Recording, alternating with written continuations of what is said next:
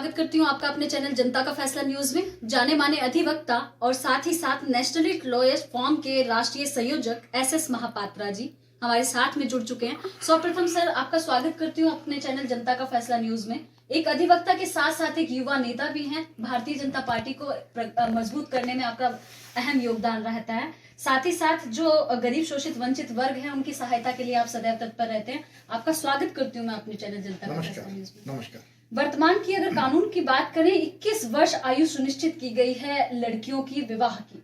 आप चूंकि सनातन संस्कृति के पुरयोद्धा हैं और सनातन को बहुत ही डीपली आपने अध्ययन किया है और हिंदूवाद के प्रति आपकी अत्यधिक जो है रुचि देखी गई है, आप इस कानून को किस रूप में देखते हैं? क्या ये सही है 21 वर्ष में लड़कियों का विवाह होना?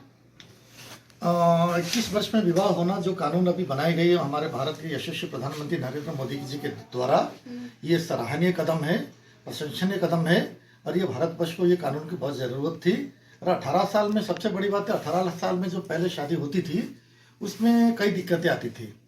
इस दिक्कत ये है कि कम उम्र में शादी करने का मतलब है कि आपके बायोलॉजिकल सिस्टम में सही ढंग से होता नहीं है। ठीक है, कई लोग उसका विरोध कर रहे हैं, उस विरोध से कोई मतलब नहीं होता। कोई अच्छा काम आप करना चाहते हैं तो विरोध तो होता रहेगा। इस देश में महात्मा गांधी का भी विरोध हुआ, इस देश में सुभाष बोस का विरोध हुआ। विरोध से कोई डरने वाली नहीं है मोदी सरकार जो कानून बनाया वो सही ढंग से बनाया।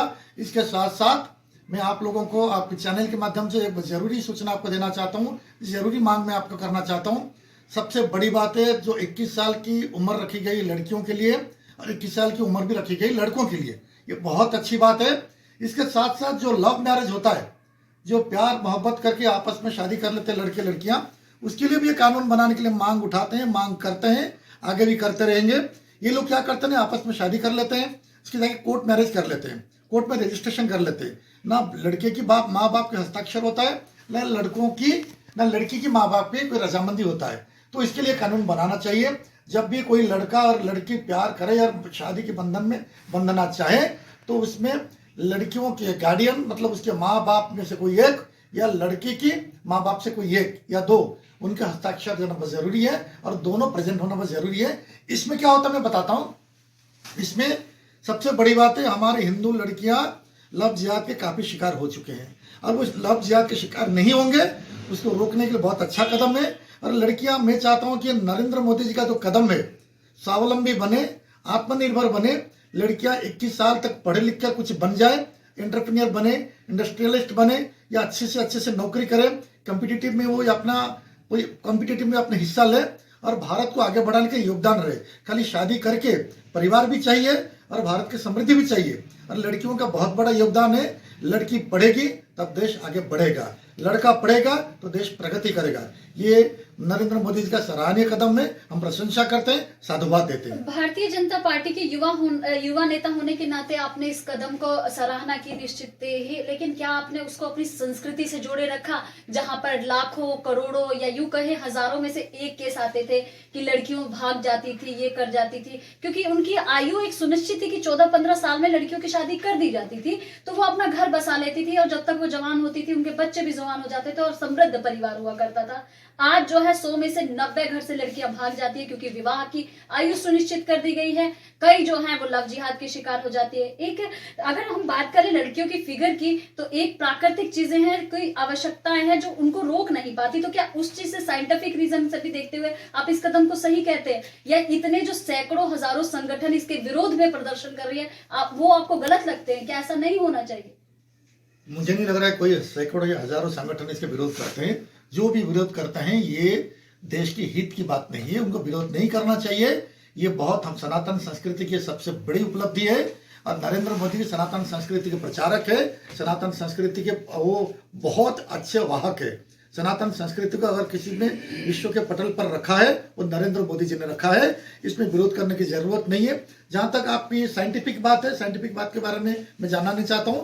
सनातन संस्कृति के सपक्ष में, सनातन संस्कृति के पक्ष में यह निर्णय लिया गया है और उसको हर भारत का हर नागरिक, चाहे हिंदू हो, मुसलमान हो, ईसाई हो, कोई भी हो, इसको मानना चाहिए, मानना जरूरी है और मानना ही पड़ेगा। नहीं तो एक देश में दो कानून नहीं चलेगा। ये कानून सख्त से लागू किया जाए। मोदी सरकार ने बहुत सारी चीजें की वायदे किए थे, लेकिन उनको जनसंख्या कानून का वायदा उन्होंने अपने उसमें किया था। जनसंख्या नियंत्रण पे कोई कानून नहीं आया अभी तक। उन्होंने वायदा किया था कि राम मंदिर बन जाएगा, बनना शुरू हुआ है, बना नहीं है, कब तक बनेगा ये भी नहीं पता है, बस निर्माण की विधि चालू हो गई है। क्या फिर भी इन सब चीजों को होते हुए और विभिन्न प्रकार के कार्यक्रम उन्होंने अपने सूत्री मांगों में रखा था, उसको वो पूरा नहीं कर पाए? आपने 3 सवाल पूछा, 3 सवालों में आपका जवाब छुपा हुआ है। पहला सवाल आपका था कि राम मंदिर निर्माण के लिए अभी काम शुरू हुआ है। हमने शायद 500 साल के पुराना केस को हल किया गया भारत में, भारतीय जनता पार्टी के नेतृत्व, यशस्वी प्रधानमंत्री नरेंद्र मोदी जी के नेतृत्व में। सुप्रीम कोर्ट ने वो काम किया या भाजपा सरकार ने वो काम किया? नहीं, सुप्रीम कोर्ट ने तो काम किया, लेकिन भाजपा सरकार के पहल रही है। हमारा इलेक्शन एजेंडा में पहले ही सर्वोपरि राम मंदिर निर्माण का हमने पहले ही वादा किया था, पहले ही हमारा वचन था, वो वचन हमने पूरा किया। और वो वचन हमने इसलिए पूरा किया, सुप्रीम कोर्ट किसका है? सुप्रीम कोर्ट हमारा है, हमारे भारत सरकार के सुप्रीम कोर्ट है। मैं भारत सरकार की बात कर रहा हूँ, भारत देश का है। सुप्रीम कोर्ट अच्छा निर्णय लिया और भारतीय जनता पार्टी ने एक अच्छा स्टैंड लिया था, वो स्टैंड हमने पूरा किया। निर्माण का कार्य शुरू हुआ है। 500 के साल के पुराने केस को इस तरह हमने दफन किया और प्रभु राम जी के मंदिर बनाने के लिए रास्ता प्रशस्त किया गया है। जनसंख्या नियंत्रण पे बोलने से, जनसंख्या नियंत्रण बात मैं आज आपको कर लेता हूँ। जनसंख्या नियंत्रण करना सरकार का पहला कार्य है और धीरे धीरे हम उसके लिए आगे बढ़ रहे हैं। आपको और एक याद दिला देता हूं मैं, कामिनी जी, जनता के फैसला के न्यूज चैनल के माध्यम से 1947 में जब भारत का विभाजन हुआ था तो हिंदुस्तान की जनता की आबादी की संख्या थी 32 करोड़। 32 करोड़ में हिंदुओं का संख्या था 30 करोड़, 2 करोड़ मुसलमान थे। इसके साथ साथ पाकिस्तान में 25% टोटल पॉपुलेशन का 25% हिंदू थे। आज देखिए 75 साल के बाद पाकिस्तान में हिंदू सिर्फ 1% बच गए, 24% कहाँ गए? इसके बहुत जरूरी, अंतर्राष्ट्रीय स्तर पर इसके विचार होना जरूरी है और इस पर डिबेट होना चाहिए। हिंदुस्तान में क्या हुआ? हिंदुस्तान में 1947 में हिंदुओं का संख्या थी 30 करोड़। आज कितना है? 70 साल के बाद, 72 साल के बाद 90 करोड़। मुसलमान की संख्या थी 2 करोड़। आज कितना है? 30 करोड़। 30 करोड़ से लेकर 35 करोड़। तो कितना हो रहा है? ये इनका 15 से 17% उनकी वृद्धि हुई है। हिंदुओं की कितनी हुई? 3%। अगर इस तरह ये संख्या चलता रहेगा तो हिंदुस्तान को इस्लामिक कंट्री बनाने के लिए कोई भी नहीं रोक पाएगा। जहां जहां मुस्लिम आबादी बढ़ी वहां वहां हिंदुओं के लिए खतरे की घंटी बनी और ये इतिहास गवाह है। इतिहास गवाह कई जगह पे है। हिंदुस्तान में आज बंगाल खतरे में है, हिंदुस्तान में आज केरला खतरे में है। हिंदुस्तान में जहां जहां मुसलमान आपकी आबादी बढ़ी तो वहां पे हिंदुओं के लिए खतरा।